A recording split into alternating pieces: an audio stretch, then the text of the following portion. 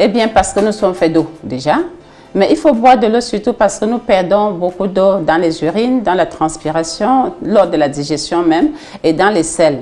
Et il faut donc compenser cette quantité d'eau perdue par rapport au bon fonctionnement du corps. Pourquoi? Parce que on a besoin d'eau pour que le volume du sang soit maintenu. On a droit à 5 litres de sang dans le corps.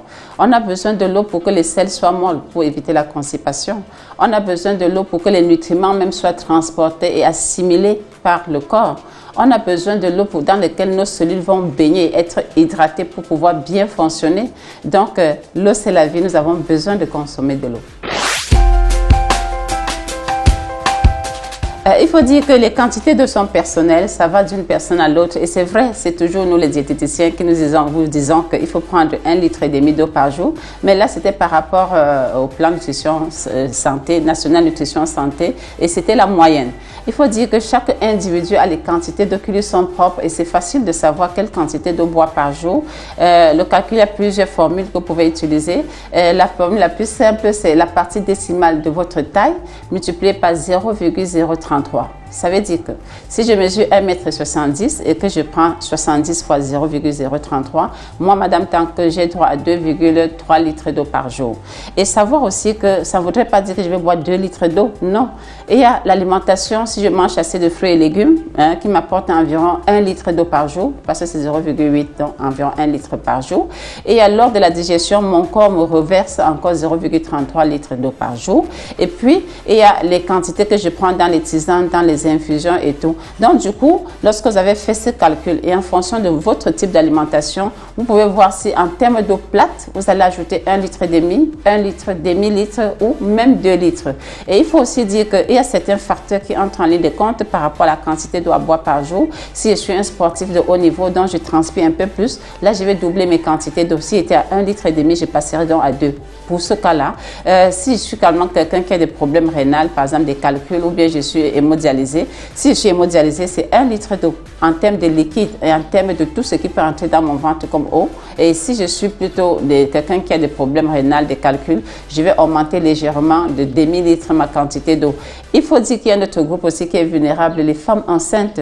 Elles devraient augmenter les quantités normales de demi-litre d'eau parce que leurs besoins en eau ont augmenté. Quand faut-il boire dépend aussi des saisons. Si c'est la saison sèche, on boit un peu plus et à tout moment quand le corps exprime le besoin. Si c'est la saison des pluies, la saison froide, on boit moins, même moins que les quantités qui ont souvent été calculées. Parce que si vous insistez pour boire les quantités, vous pouvez être frileux, ça peut refroidir un peu plus votre température et tout. Donc quand boire, il y a cette polémique également qui a souvent été posée par rapport au boire avant le repas, après le repas, pendant le repas. Il faut boire quand on en a besoin. Donc peu importe le moment, quand vous avez besoin de boire l'eau, il faut boire. Mais si vous êtes une personne qui n'exprime le besoin de boire que lorsque vous êtes en train de manger, c'est là il faut faire un peu attention parce qu'il ne faut pas aller au-delà de 2 verres d'eau, c'est-à-dire de demi-litre d'eau environ. Pourquoi? Parce que ça va diluer les enzymes, les sucs digestifs et la digestion va être plus lente. Ça va retarder et il y aura également un problème d'absorption. Parce qu'il faut dire, tous les excès nuisent. Donc si vous prenez plus d'eau, beaucoup d'eau pendant le repas, ça va un peu entraver au niveau de la digestion. Mais si vous prenez avant ou après, il n'y a pas de souci. Toujours est-il que vraiment, selon le bon vouloir et selon l'ossature, la composition de chaque être humain, vous pouvez boire l'eau lorsque le besoin s'exprime. Est-ce dangereux de boire trop d'eau minérale? Ça dépend de votre état physiologique. Si vous êtes une personne qui a des problèmes au niveau des reins, trop d'eau minérale, ce ne sera pas bon pour votre santé. Si vous êtes une personne qui est hémodialysée, trop d'eau minérale, ce ne sera pas bon pour votre santé. Si vous êtes une personne qui est hyper tendue, trop d'eau minérale, ce ne sera pas bon pour votre santé. Pourquoi? C'est parce qu'il y a du sodium dans l'eau minérale et qui va venir s'ajouter à ce que vous avez dans l'aliment et autres et on ne pourra pas vraiment contrôler. Donc, il faut faire attention à consommer beaucoup d'eau minérale dans ces cas-là.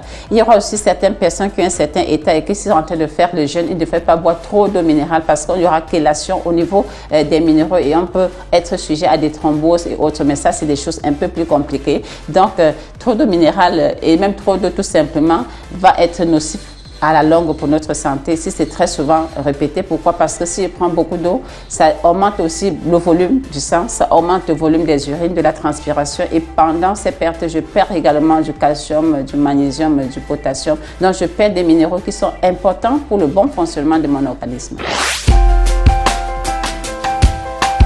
Durant un jeûne, savoir la meilleure eau qu'il faut boire, c'est un peu compliqué, mais il faut dire de prime abord que certains courants vont demander de l'eau distillée.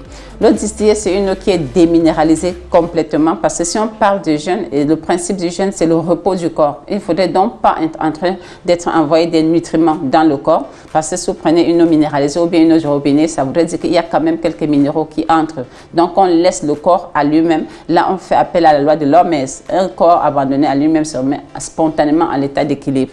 Maintenant, quant à l'eau du robinet, l'eau minérale ou l'eau de source, peu importe, selon les sources d'eau que vous pouvez avoir, vous allez boire de l'eau parce qu'il y a un autre courant et c'est surtout les diététiciennes comme moi. On va dire qu'il faut prendre une eau minérale parce qu'on aura comme des électrolytes. On aura du potassium, on aura du calcium, du magnésium à l'intérieur pour éviter que vous soyez un peu trop stressé et que vous soyez déminéralisé parce que ça va entraîner la fatigue. À ce moment, nous allons recommander donc des eaux magnésiennes, des eaux minéralisées. Alors, en conclusion, ça dépend donc de votre état, ça dépend de votre bourse.